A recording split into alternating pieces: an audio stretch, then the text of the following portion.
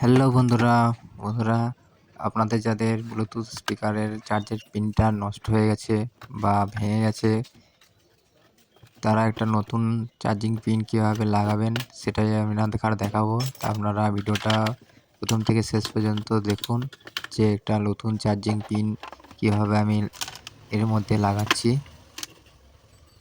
দেখুন বন্ধুরা, আমার যেখানে চার্জের পিনটা লাগানো ছিল সেটা পুরোপুরি নষ্ট হয়ে গেছে, একবারে উঠে গেছে।